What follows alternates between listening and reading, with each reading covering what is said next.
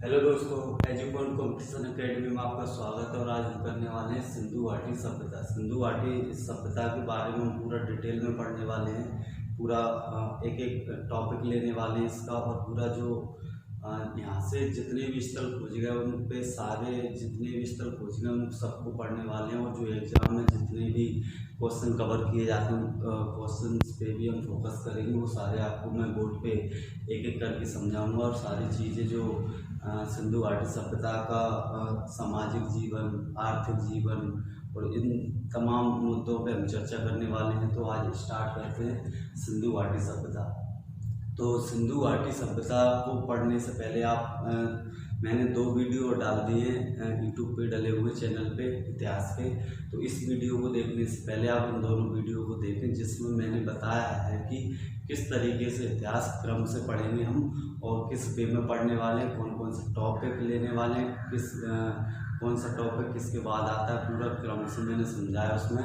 और उसमें प्रागैतिहासिक काल और पाषाण काल के बारे में मैंने बताया। तो उसको देखें, उसके बाद इस वीडियो को देखें तो आपको क्रम से पूरा इतिहास सही से समझ में आते चलेगा। तो चलिए स्टार्ट करते हैं सिंधु घाटी सभ्यता।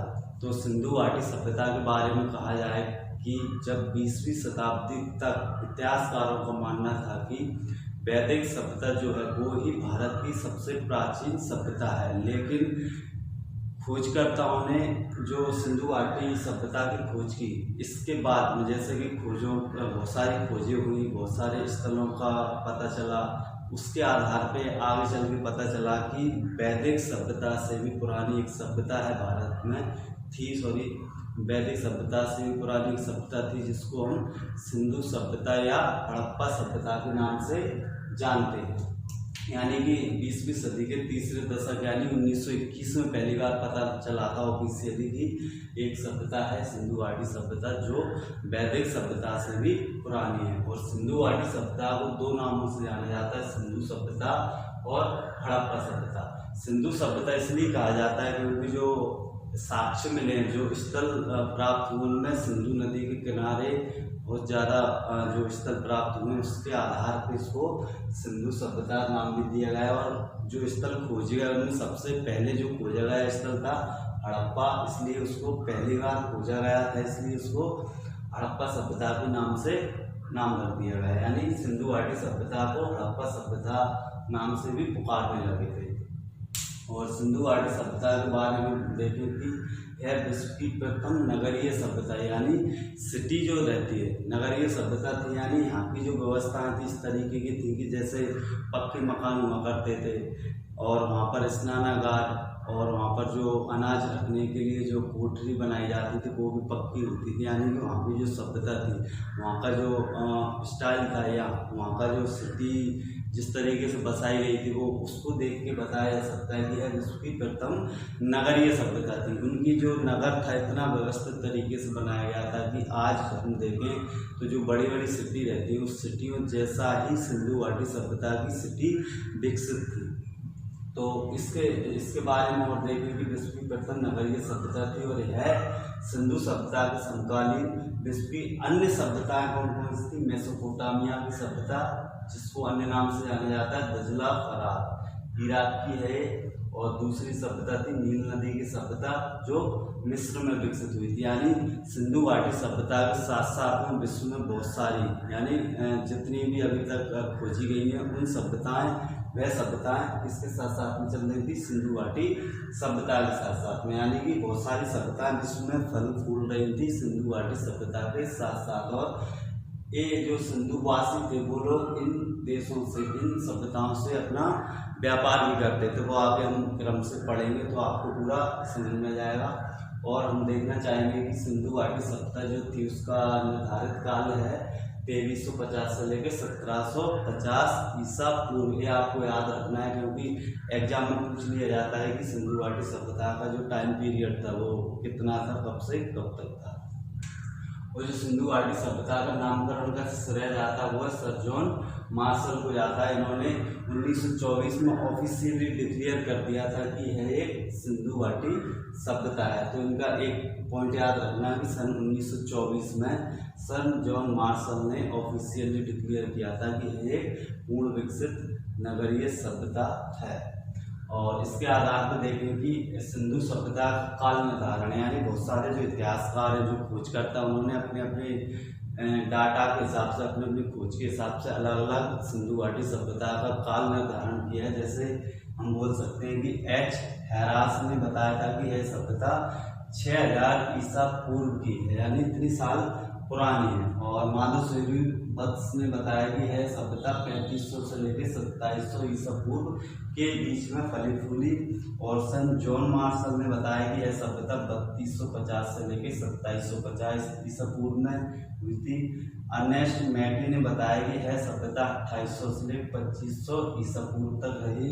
और मार्टिमर व्हीलर ने बताया कि यह सभ्यता 2500 से लेकर 1500 ईसा पूर्व तक रही। और जो टेक्निकल जो तरीके से खोजी गई रेडियो कार्बन पद्धति के आधार पे, तो यह निर्धारित किया गया है कि यह 2350 से लेकर 1750 ईस्वी तक इस सभ्यता का कार्यकाल था। यानी बहुत सारे जो इतिहासकार हैं अपने अपने मत दिए हैं, और उनके मत जो थे एक्यूरेट तो थे नहीं, लगभग उन्होंने बता दिया था कि कम से कम इस सदी से लेकर इस तक यह सभ्यता फली फूली होगी। और इनके अलावा मेन बात क्या है कि जो निर्धारित किया गया है, जो एग्जाम में पूछा जाता है, वो पूछा जाता है रेडियो कार्बन पद्धति के आधार पर। जो डेट निर्धारित की गई थी वो आपको याद रखना है।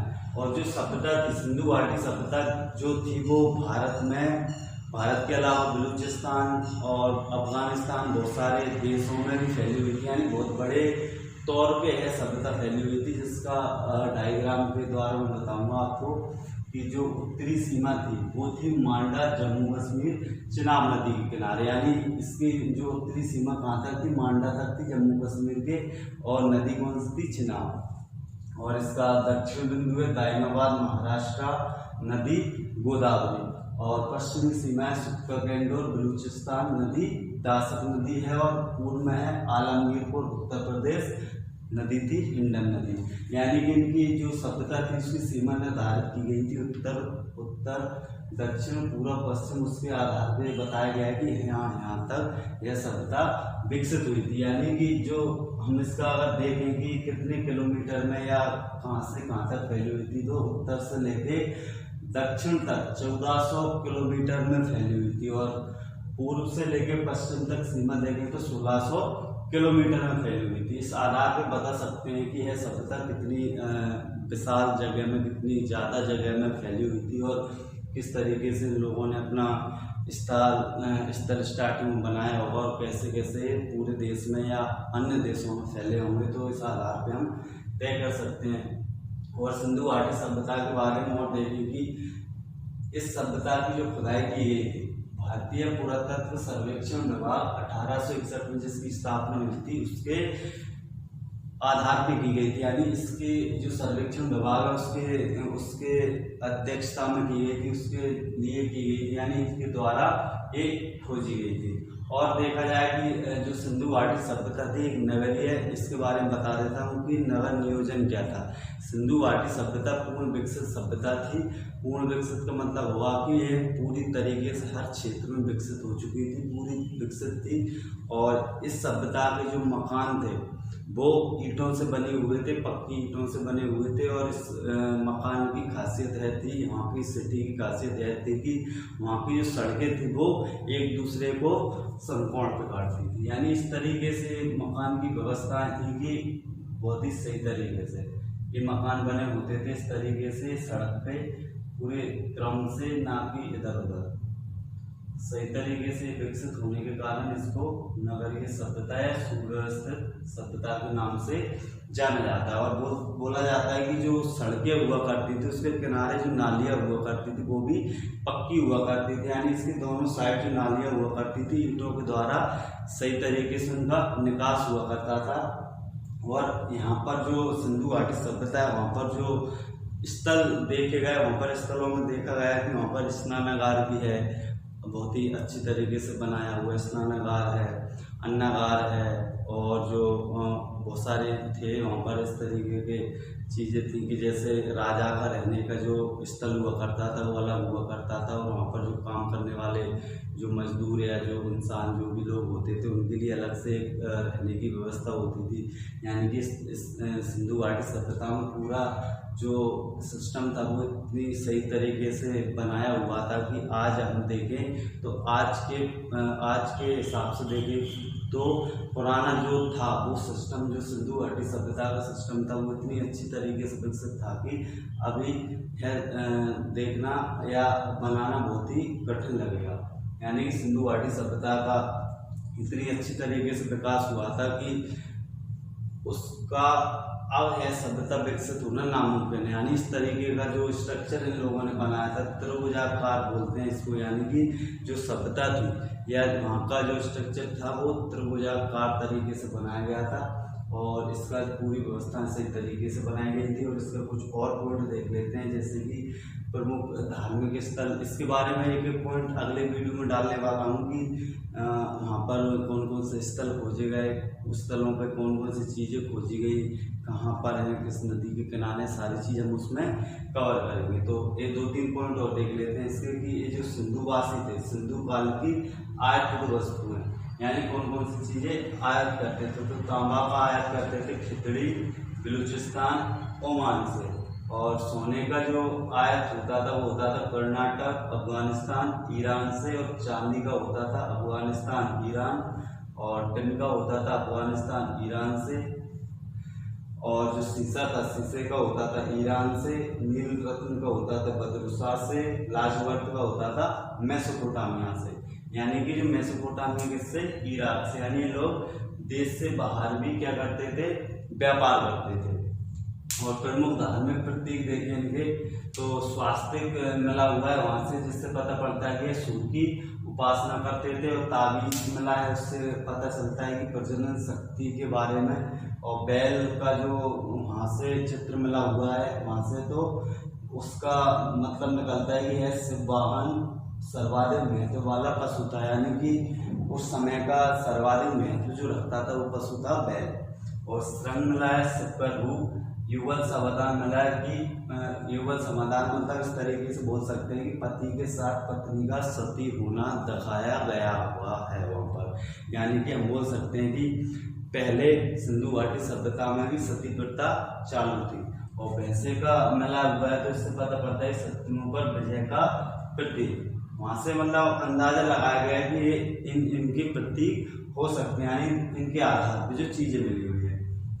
और आगे देखेंगे भक्ति पूजा अर्चना में क्या था कि यह शिव की मात्र देवी, पीपल वृक्ष, पशु यानी कुबड़ वाला जो सांड होता था उसकी पूजा करते थे। और मापतौल में देखें तो लोथल में हाथी दांत से बना पैमाना व सेनखड़ी से तथा सीप का बांट मिला हुआ है। यानी लोग पूरा मतलब जो अभी चलता है उस तरीके का पूरा स्केल यूज करते थे, नाप तोल का बांट का यूज करना, स्केल का यूज करना, नाप तोल की भी सारी चीज़ें सही तरीके से यूज करते थे। और जैसे धातु में देखें कि तांबे का यूज करते थे, सोने का और चांदी आदि का यूज करते थे। परिवहन में बैलगाड़ी व नाव का यूज करते थे, यानी कि स्थल पे जब सामान एक जगह से दूसरी जगह ले जाया जाता था तो उसमें बैलगाड़ी का यूज करते थे। और अगर नदी के द्वारा या समुद्र के द्वारा ले जाया जाता था तो उसमें नाव का उपयोग किया जाता था।